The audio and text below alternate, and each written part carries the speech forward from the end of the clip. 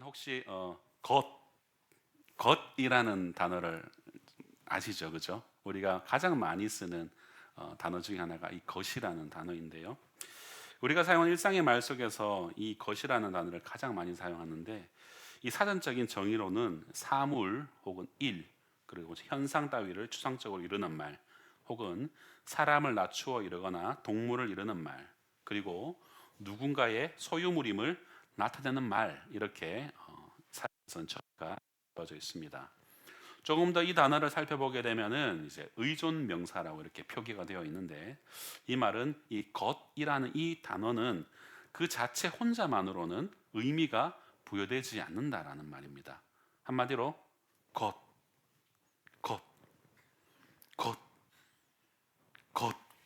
그러면은 이게 무슨 말이지? 이렇게 우리가 의미가 부여되지 않기 때문에 알 수가 없지만, 이것 스피커, 이것 피아노, 저것 기타, 이것 하나님의 자녀, 뭐 이런 식으로 우리가 의미가 부여되어지는 그런 의존 명사라고 할 수가 있죠. 명확해집니다. 그 의미가.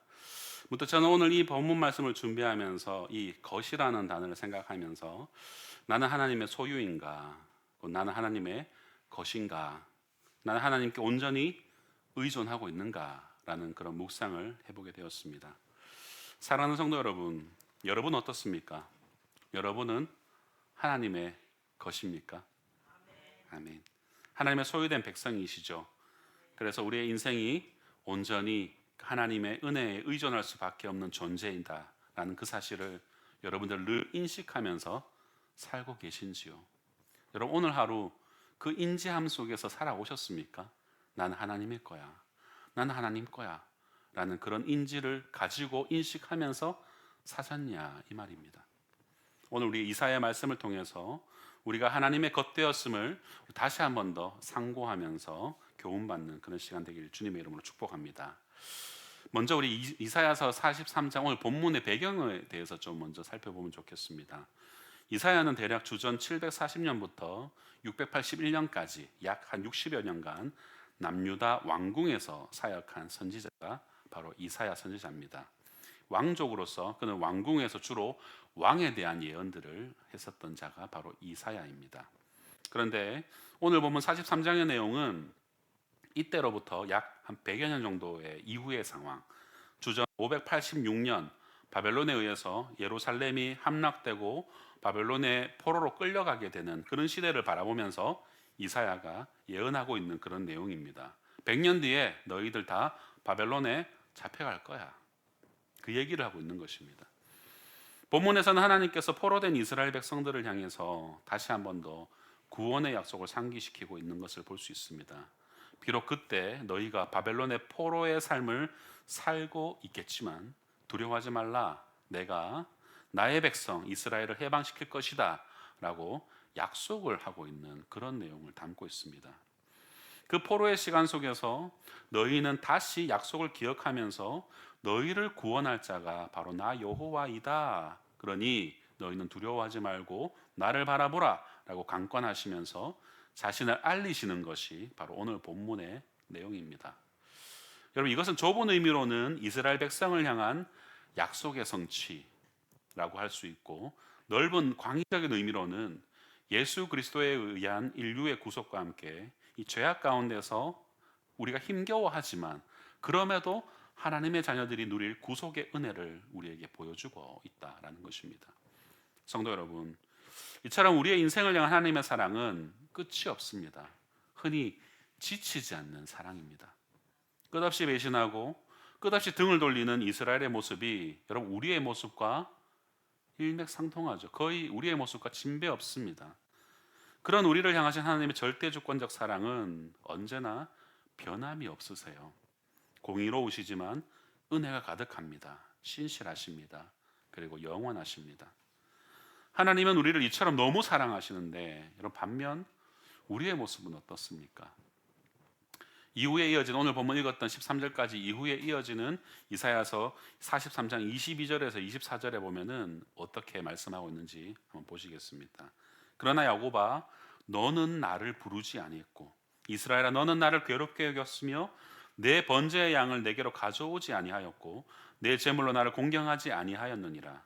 나는 제물로 말미암아 너를 수고롭게 하지 아니하였고 유향으로 말미암아 너를 괴롭게 하지 아니하였거늘 너는 나를 위하여 돈으로 향품을 사지도 아니하고 희생의 기름으로 나를 흡족하게 하지 아니하고 내 죄짐으로 나를 수고롭게 하며 내 죄악으로 나를 괴롭게 하였느니라. 무엇이라 하고 있습니까? 하나님의 절대적인 은혜로 구속을 받은 너희들이 하나님을 부르지도 않고 하나님을 괴롭게 하고 진정한 감사의 제사도 드리지 아니했다라고 하나님께서 야곱을 향해서 이스라엘을 향해서 말씀하고 있다는 것입니다. 여러분, 이 부분을 보게 되면 도무지 오늘 본문의 시작이 이해가 되지 않습니다. 공의 하나님께서 우리의 불순종을 간과하지 않으시는데 그런 우리에게 두려워하지 말라, 내가 너를 다시 구원하겠다 하는 이 말씀이 좀 납득이 되지 않습니다. 하지만 이어지는 25절부터는 이 24절까지의 말씀에서 완전히 대반전이 일어나죠.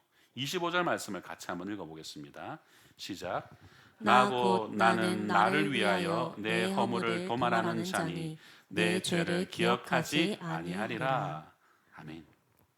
너희의 죄악이 여전히 가득하지만 영광도 안 돌리고 제물도 안 드리고 뭐 제사도 제대로 안 하고 그냥 나를 괴롭게 하고 나를 수고롭게 하는 그런 너희들일 뿐이지만, 그런 부족한 너희들이지만 나는 여전히 나의 영광을 위해서 너희들을 구원하겠다라고 하시는 것입니다. 그의 백성은 여전히 불순종하고 하나님을 공경하지 않고 하나님을 괴롭게 하지만 나 곧 나는 나의 영광을 위해서 나의 백성의 죄를 기억하지 않겠다고 선언하고 계신 것이죠. 하나님은 우리 모두의 죄와 허물과 부족한 전 인생을 이미 알고 계시고 얼마나 우리가 불순종할 것인지 얼마나 속을 썩힐 것인지 이미 다 알고 있음에도 불구하고 여러분, 우리를 선택하시고 그런 우리를 구원하시기를 기뻐하시는 분이 우리 하나님이시다라는 것입니다. 하나님께서는 허물과 죄악에 오염된 그의 백성들에게 너의 허물을 도말하고 너의 죄를 기억하지 아니하겠다라고 은혜로운 선언을 하고 계신 것입니다. 그러므로 하나님은 본문 43장의 시작에서 이스라엘 백성들에게 두려워 말라 라고 1절과 5절에서 그렇게 위로하면서 그들을 강권할 수 있었던 것입니다. 비록 다가올 바벨론의 침략과 횡포가 있다고 할지라도 성도는 하나님만이 나의 구원자이심을 믿고 하나님만 의지해야 된다는 것을 우리에게 가르쳐주고 있는 것이죠. 사랑하는 성도 여러분, 그렇다면 1절과 5절에서 말하고 있듯이 넌 두려워하지 말아라 라고 하시는 그 두려워하지 말아야 될 이유가 어디 있는가? 그것은 바로 우리가 하나님의 것이기 때문입니다. 너는 내 것이기에 내가 너의 삶을 책임지겠다라는 그 약속에 근거하기 때문입니다. 성도들이 인생의 여정을 걸으면서 나는 하나님의 것이다, 나는 하나님의 특별한 소유다 라는 그런 철저한 확신과 믿음으로 살아간다면 여러분, 우리의 삶은 큰 변화를 경험하게 될 것입니다. 매 순간마다 나는 하나님 거야, 하나님 나를 책임지실 거야 라는 그런 믿음으로 살아가는 자는 반드시 큰 변화를 경험합니다. 오늘 우리에게 주어진 이 본문을 중심으로 하나님의 것이라는 이런 제목으로 말씀을 살펴보면서 우리가 하나님의 것이 된 근거, 그리고 하나님의 것이 된 특권, 그리고 하나님 것이 된 우리의 의무가 무엇인지 이 세 가지를 한번 살펴보고자 합니다. 첫 번째로 하나님의 것이 된 근거가 무엇인가? 우리가 어떻게 하나님의 것이 되었는가? 본문 1절을 한번 보십시오. 같이 1절을 읽겠습니다. 시작. 야곱아, 너를 창조하신 여호와께서 지금 말씀하시느니라. 이스라엘아, 너를 지으신 이가 말씀하시느니라. 너는 두려워하지 말라. 내가 너를 구속하였고 내가 너를 지명하여 불렀나니 너는 내 것이라. 아멘. 창조하시고 구속하시고 지명하여서 부르셨다는 것입니다. 여기서 이 세 가지가 아주 중요한 단어입니다. 창조, 구속, 지명. 그래서 이 세 가지 창조, 구속, 지명이 바로 우리가 하나님의 것이다라는 근거가 된다는 말이죠. 첫 번째 창조입니다.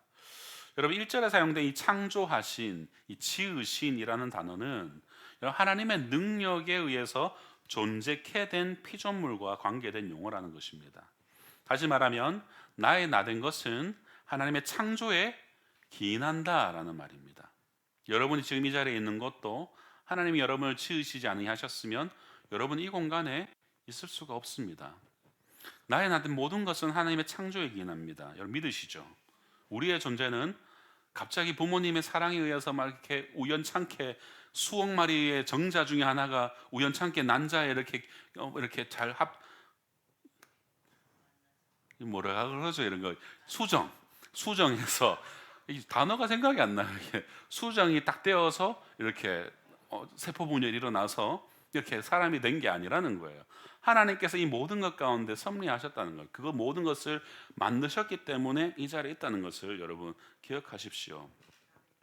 이 지구촌에 살면서 그리고 이 지구촌을 거쳐가는 모든 사람들은 다 하나님에 의해서 지음을 받았습니다. 그저 부모님의 생물학적 결합으로 우연히 태어난 사람들이 아니다라는 거예요.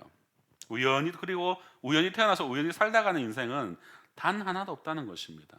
하나님께서 다 그에 합당한 목적을 가지고 지으신 것이죠. 그렇기 때문에 바로 우리가 하나님의 것이 된 근거가 이 창조라는 것입니다. 두 번째로는 구속입니다. 구속은 이 값을 지불하여서 구원한다라는 그런 의미가 담겨져 있습니다. 곧 다른 사람을 대신 희생시키면서까지 하나님의 백성을 구원한다라는 의미예요. 하나님을 반역하고 하나님을 떠나서 하나님 없는 삶 속에서 절망과 낙심과 한숨과 고통 속에 잠겨 있을 때조차도 하나님은 어떠한 값을 지불하셔서 그의 선택한 백성인 우리를 건져 주셨습니다. 여러분 이것이 바로 구속이에요.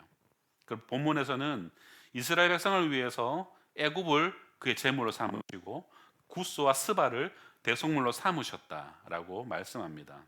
그렇다면 여러분 신약을 살아가는 오늘날 우리에게는 어떻습니까? 공의로우신 하나님은 죄값을 요구하시죠. 그런데 우리 안에는 그 죄값을 갚을 만한 능력이 단 1도 없는 존재가 바로 우리들입니다. 그렇기에 하나님은 그의 독생자인 예수 그리스도를 대속 제물로 우리 가운데 주신 것입니다. 바로 예수 그리스도의 피로 값주고 사신 바 된 자들이 바로 우리 성도들이다라는 사실입니다. 그러므로 여러분 예수 그리스도의 십자가 구속의 사건이 우리가 하나님의 것이 된 바로 근거가 되는 것이죠. 여러분 이것은 흔들리지 않는 믿음으로 믿으셔야 됩니다.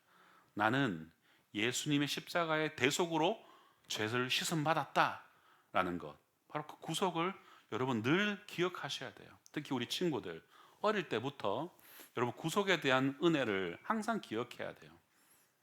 그 꼭 기억하시기 바랍니다. 그 뒤에 앉아 있는 세 명, 꼭 기억하세요. 알았죠? 너희들을 위해서 설교하는 거예요. 너희들을 위해서. 세 번째로는 지명입니다. 더 나아가서 우리가 하나님의 것이 된 근거는 수많은 사람들 가운데서 오늘 이 순간에 이때 이게 존재하게 하기 위해서 하나님은 나를 선택하셨다는 거예요. 지명하여 부르셨다라는 것입니다. 여러분 우상장소 데라의 아들이었던 아브람을 지명하여 부르셔서 약속의 민족으로 세우시고 그의 계보를 통하여서 예수 그리스도를 나게 하셔서 인류 구원의 역사를 하나님께서는 써가셨습니다. 그 모든 역사 가운데 등장했던 모든 인물들은 하나님이 지명하여 다 부르셨던 사람들이에요. 우리는 여기에서 이 부르심의 사역 가운데서 하나님의 사역을 찾아볼 수가 있습니다.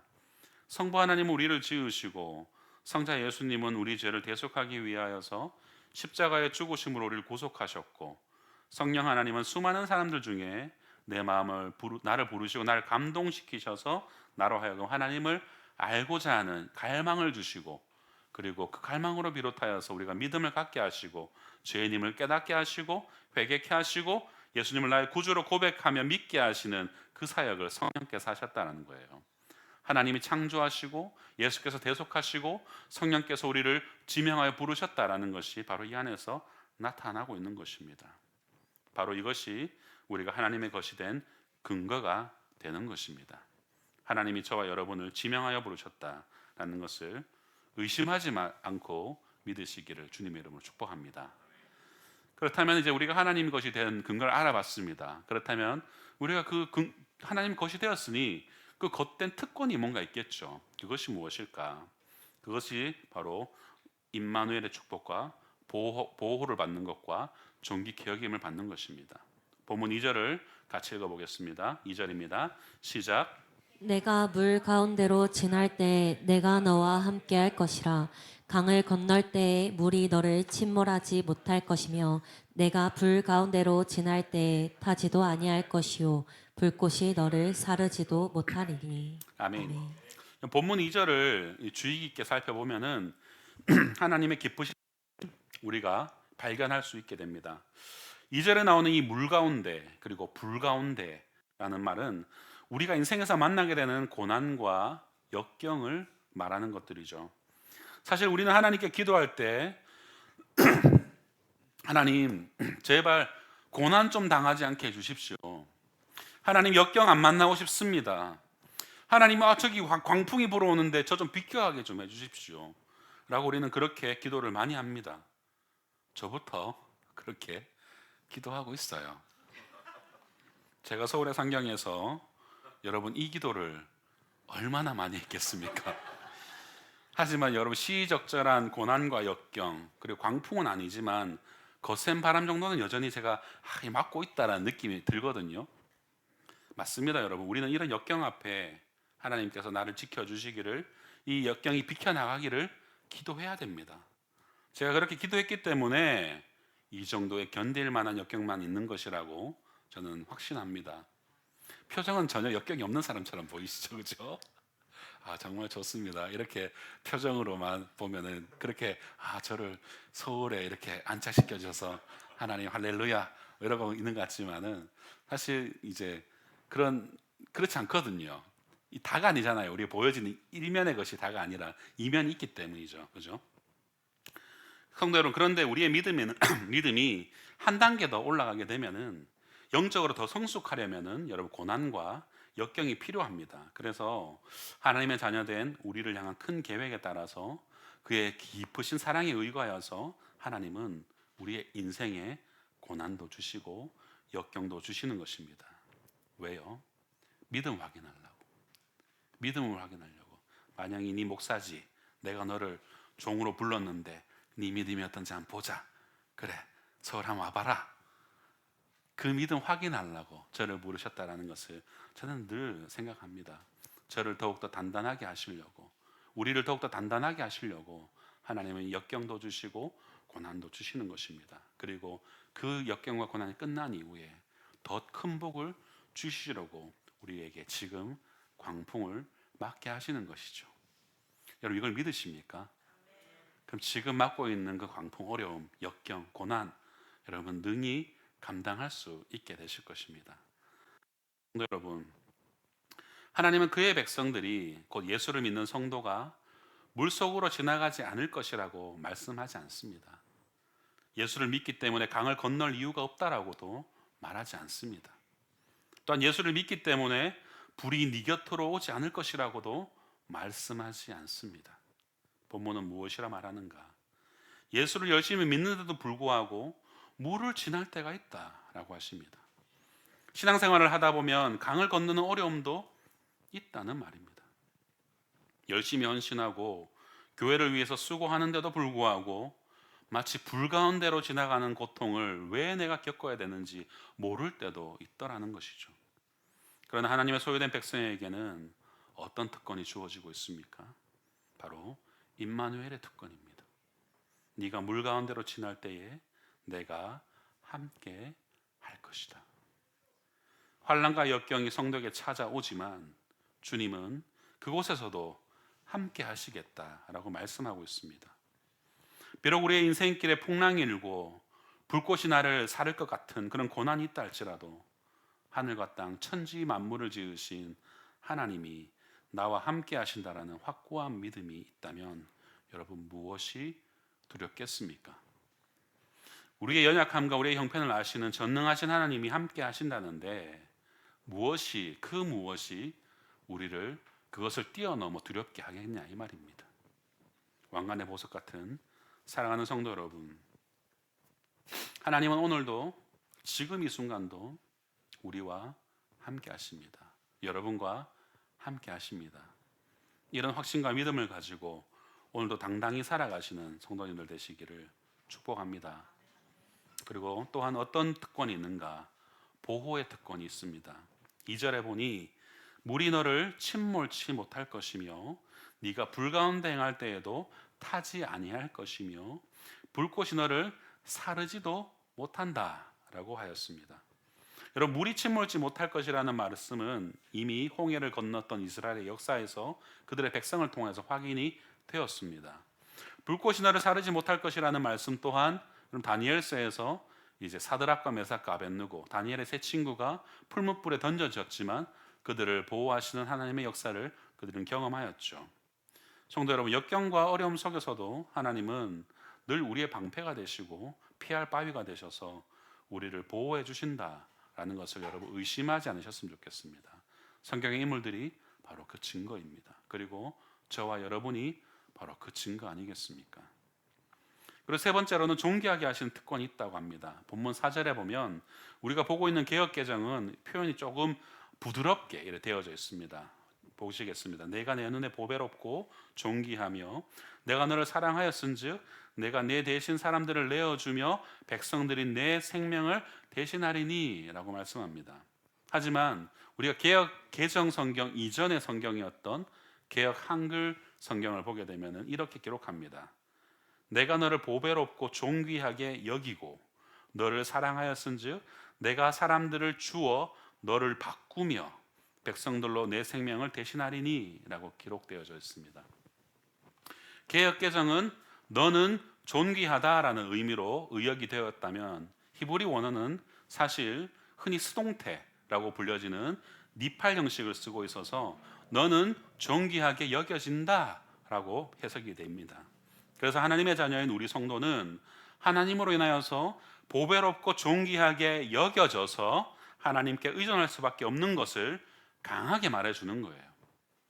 또한 사랑한다는 것을 표현하면서도 개역개정이 대신한다라는 표현을 쓰고 있는데 그보다는 내가 사람들을 주어 너를 바꾼다라는 exchange라는 좀 더 적극적인 행동 양식이 바로 개역 한글에 사용되고 있다는 것을 볼 수 있습니다.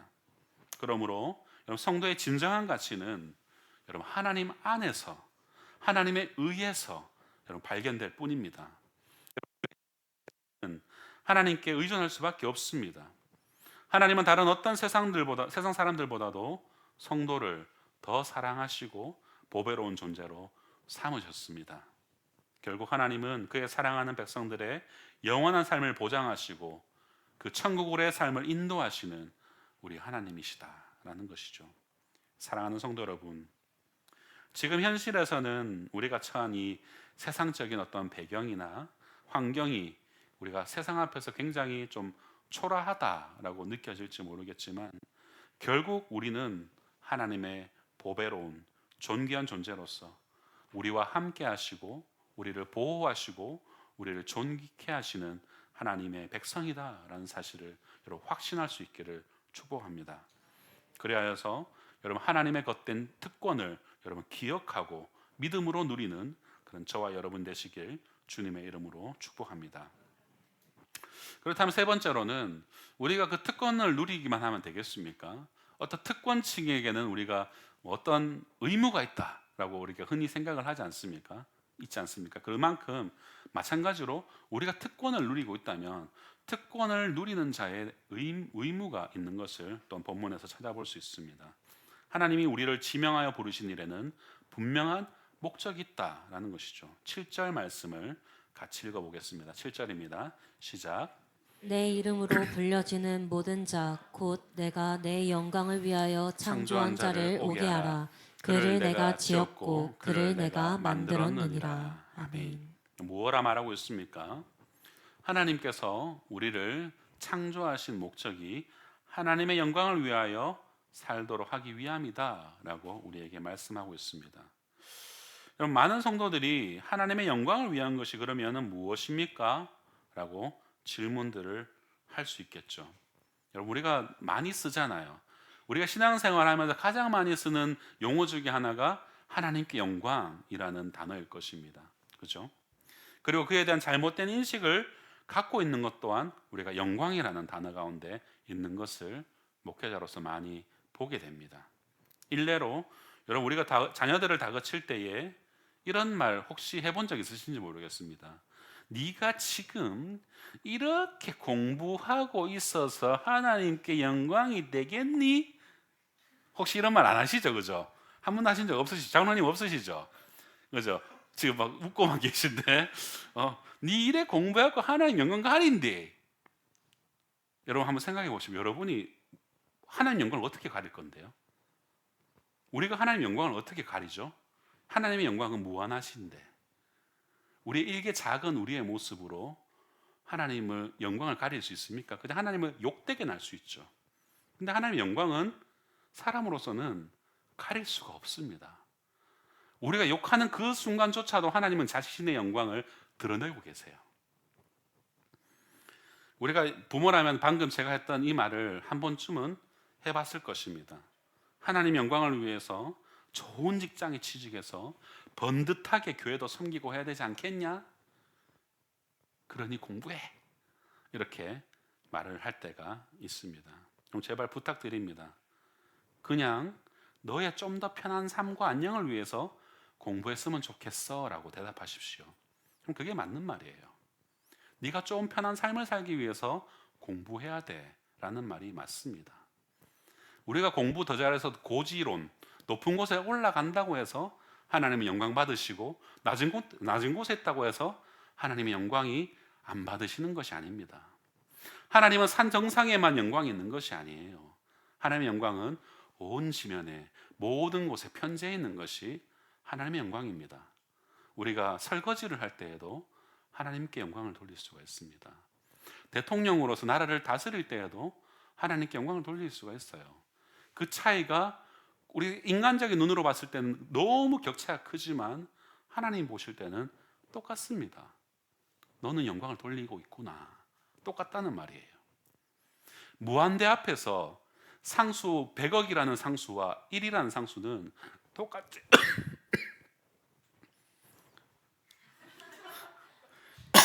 잠깐만. 야, 이게 있으니까 기침하기도 조금 불편하네요. 무한대 앞에서는 100억도 1도 다 뭘로 수렴할까요? 0으로 수렴해요. 수학을 공부해 보신 분들 아실 겁니다. 무한대 앞에서는 다 0으로 수렴합니다. 리미트 x를 무한대로 보냈을 때 x분의 a, a는 자연수의 그 범위 안에 있다고 가정했을 때에 우리의 삶은 자연수잖아요. 그러면 a가 1이면 1.1,1에서 딱 제일 높은 숫자를 지었다가 쭉 빠지면서 점점 0으로 가까이 가고, 뭐 100억이면은 100억 100억에서 딱 찍고 그 다음부터 점점 내려가잖아요. 그렇죠? 이해되시죠? 공부 좀 하신 분들 너무 옛날 거라고 지금 전혀 모르겠다. 제가 그래프라도 좀 보여주면서 설명하고 싶은데 미처 준비를 못했습니다. 주한이 이해되지? 맞지? 주한 지금 어떻게 했어요? 지금 이해됐어요. 지금 이해됐습니다. 제가 수학을 가지고 설교할 때가 꽤 있거든요. 하나님께서 그런 어떤 특별한 은혜들을 한 번씩 주시더라고요. 그때 여러분 당황스러울 수도 있겠지만 한 번씩 나오도록 하겠습니다. 그렇게 이처럼 우리가 하나님의 영광이라는 무한대 개념 안에서 100억이든 1이든 결국에는 그것을 무한대에 붙여버리면은 다 0으로 수렴하는데 우리는 계속 뭔가 100억을 바라보고 있다는 거예요. 100억 너무 작습니까? 천조, 해? 더 넘어가 볼까요? 그 어떤 것을 바라본다 할지라도 결국 그것들은 그 유한한 것들은 무한대 앞에서 다 0으로 수렴합니다. 여러분 그것을 잊지 마십시오. 그러니 더 나은 직장, 더 높은 어떤 학위 이런 것을 자녀들에게 강요하지 마십시오. 하나님이 알아서 하십니다. 하나님이 알아서 하세요. 그래서 저는 자신 있게 성도님께 말씀드릴 수 있어요. 하나님께 영광을 돌리는 것은 우리가 무언가가 되어서 돌리는 것이 아니다라는 거예요. 무엇던 존재가 되어야 하나님께 영광을 돌릴 수 있는 게 아니라는 것입니다. 여러분 아모스 선지자는 그때 당시에 가장 낮은 가장 천한 사람이었어요. 양치는 목자였고 뽕나무 재배자였습니다. 그런 아모스를 하나님께서는 들어서 이스라엘 백성들에게 멸망에 대해서 선언하였고 회개하고 돌이키라고 예언하였던 자가 아모스 선지자입니다. 물론 이사야는 왕궁에 거하는 초엘리트 출신이지만 아모스와 이 이사야를 우리가 생각해 볼 때에 너무 갭이 크지만 하나님께서 동일하게 그의 경전인 성경 가운데 그들의 이야기를 다 담으셨다는 것입니다. 무언가를 성취해야 하나님께 영광을 돌리는 것이 아니라 여러분 그 삶의 과정에서 일거수일투족이 하나님이 고백되어지고 있는가?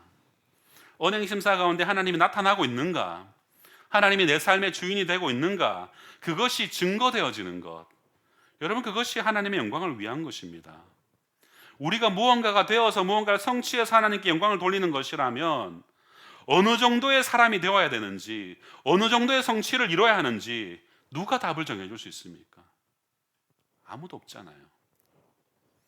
세상 모든 만물의 주인이신 하나님께서는 무한대의 소유자신 하나님께서 일가 일개 인간의 이 수백억을 가지고 하나님께 일정 금액을 드린 것에서 네가 참 나에게 영광을 돌리는구나 라고 하실 분일까요?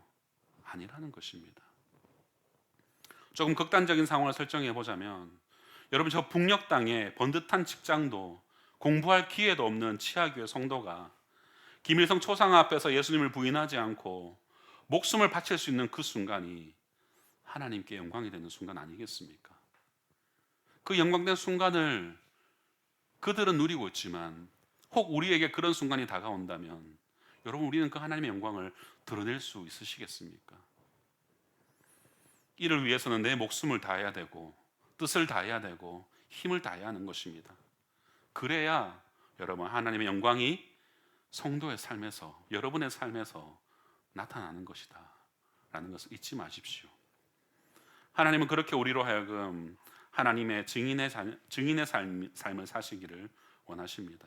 10절 말씀을 함께 읽겠습니다. 시작. 나 여호와가 말하노라 너희는 나의 증인 나의 종으로 택함을 입었나니 이는 너희가 나를 알고 믿으며 내가 그인 줄 깨닫게 하려 함이라. 나의 전에 지음을 받은 신이 없었느니라. 나의 후에도 없으리라. 아멘. 아멘. 하나님은 자신의 영광을 위해서 우리를 증인으로 세우셨습니다. 여러분 증인의 삶이 바로 성도의 의무입니다. 이러한 목적을 위해서 우리가 창조되었음에도 불구하고 여러분 성도가 자신의 욕심만을 위해 살아가고 있다면 하나님을 증거하는 삶과 동떨어진 삶을 살고 있다면 그저 교회 한번 나와서 마음의 위로를 얻는 말씀 한번 들으면 그걸로 그만이지 라는 신앙생활을 하고 있다면 여러분 우리는 하나님 앞에 큰 잘못을 하고 있는 것입니다. 눈먼 재물, 다리 부러진 재물을 드리고 있는 이스라엘 백성과 다를 바가 하나도 없습니다. 우리의 삶에서 우리는 하나님의 증인으로 살아가야 됩니다. 증인으로 우리를 부르셨다고 분명하게 말하고 있습니다. 구약에서도 신약에서도 하나님은 우리를 당신의 증인으로 부르셨습니다. 그리고 종으로 부르셨습니다. 또 다른 의무는 여러분 하나님은 이스라엘 백성으로 하여금 찬송을 받으시기 위해서 그들을 지으셨습니다. 21절 말씀 같이 읽겠습니다. 시작. 이 백성은 내가 나를 위하여 지었나니 나를 찬송하게 하려 함이니라. 아멘. 그러나 이스라엘 백성들은 하나님이 원하시는 그 목적대로 살지를 못했죠. 우리 앞서 읽었던 22절에서 24절 말씀. 야곱아 넌 나를 부르지 아니했다.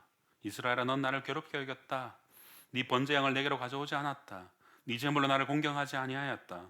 나는 제물로 말미암아 너를 수고롭게 하지 아니했고 유황으로 말미암아 너를 괴롭게 하지 않았는데 너는 나를 위해서 돈으로 향품을 사지도 않고 희생의 기름으로 나를 흡족하게 하지도 않고 네 죄짐으로 나를 수고롭게 하였고 내 죄악으로 나를 괴롭게 했다 라고 말하고 있습니다.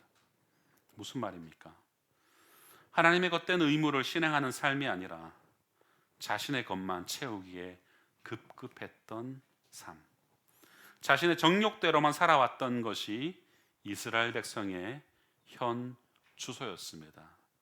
그렇게 정욕대로만 살고 있는 이스라엘 향해서 하나님은 더 이상 내버려 두지 아니하시고 방관하지 아니하시고 100년 뒤에 있을 바벨론 포로의 시기를 선언하게 하신 것입니다. 이사야를 통하여서. 그리고 그때에도 하나님은 그대로 그 포로로서 그냥 이 선민이 끝나버리게 내버려 두는 것이 아니라 그런 가운데서도 하나님은 내가 너를 구원할 것이다. 너희를 다시금 돌이키게 할 것이다. 라고 말하고 있는 이야기가 바로 43장의 말씀입니다. 이렇게 돌이킬 줄 몰랐던 이스라엘에게 하나님은 진노의 막대기를 사용하시죠. 28절 그러므로 내가 성소의 어른들로 욕되게 하며 야곱이 진멸당하도록 내어주고 이스라엘이 비방거리가 되게 하리라. 바벨론 포로 생활을 예언하고 있는 것입니다. 성도 여러분, 하나님의 것인 성도는 하나님의 영광을 위해서 살아야 됩니다. 그리고 하나님을 찬송하며 살아야 됩니다. 그것이 우리 성도의 의무입니다. 하지만 그 의무를 저버린다면 진노의 막대기가 임한다라고 우리에게 말씀하고 있습니다. 물론 하나님은 신실한 자신의 약속의 근거에서 또다시 우리를 용서하시고 우리의 허물을 도말하시면서 우리의 죄를 기억하지 않으시는 그런 은혜를 베푸실 것입니다. 왜냐하면 우리는 변개하고 우리는 연약하지만 하나님은 변개치 않고 신실하시기 때문입니다. 하나님의 이 뜨거운 사랑이 여러분 우리 모두에게 느껴지기를 소망합니다. 여러분 그것을 느끼는 자라야 어떻게든 하나님의 영광을 위해서 살려고 발버둥이라도 치게 되는 거예요. 나의 연약함을 인식하고 어떻게든 발버둥이라도 쳐보려고 한다는 것입니다. 하나님을 찬송하며 살려고 부단히 노력할 수 있다라는 거예요. 그런 인식조차 없는 사람들은 평일의 삶에서 그저 하나님은 하나님대로 사시고 나는 내대로 좀 살게요, 좀 내버려 두세요 라고 그런 삶으로 일관돼 버릴 수 있다는 것입니다. 사랑하는 성도 여러분, 하나님의 그 뜨거운 사랑을 느끼시는 성도님들 되시기를 주님의 이름으로 축복합니다. 그토록 너는 내 것이라고 외쳐 부르시는 그 하나님의 외침을 들으시는 우리 성도님들 되시기를 주님의 이름으로 축복합니다. 왕관의 보석 같은 성도 여러분, 말씀을 맺을까 합니다. 우리는 하나님을 향해, 하나님은 우리를 향해 너는 내 것이다, 나는 하나님의 것입니다 라고 우리는 고백하고 하나님 우리에게 말씀하십니다. 수많은 사람들 중에 나를 창조하시고 구속하시고 또한 지명하여 불러주셨습니다. 이것이 우리가 하나님의 것이 된 근거이죠. 그리고 우리를 어떠한 역경에서도 버리지 아니하시고 우리와 함께 하시며 우리를 보호하시고 우리를 존귀케 하시는 그 하나님의 자녀의 특권을 우리에게 주셨습니다. 그렇게 특권을 주신 것은 너 자신을 잘 배불리 먹고 네 정욕대로 살라고 주신 것이 아니라 하나님의 영광을 위해서 살고 그 영광이라는 것은 하나님께 증인된 삶, 종된 삶을 살아라는 것입니다. 그리고 하나님을 영원토록 찬송케 하려는 하나님의 뜻이 담겨 있습니다. 이것이 곧 우리 성도의 의무요 존재의 이유입니다. 우리 모두 너는 내 것이라 하시는 하나님의 음성 앞에 나의 존재 목적을 깨닫고 하나님의 요구에 순종하며 헌신하시는 그런 귀하고 복된 성도님들 되시기를 주님의 이름으로